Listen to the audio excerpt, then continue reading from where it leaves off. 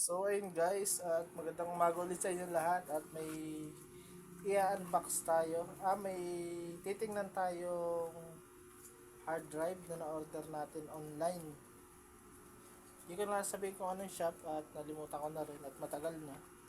Ito yung 2 terabyte daw na hard drive, expansion portable drive. Ayan.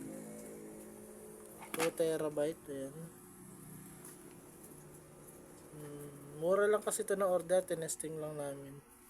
Tapos titingnan natin yung laman, kung anong laman talaga nito.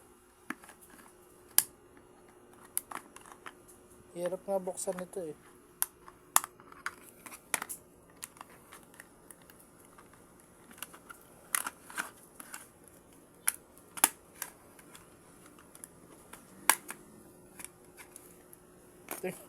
Tingnan nyo naman yung laman. USB flash drive, tapos mayroon pang ano to, pabigat. May libreng bakal pa.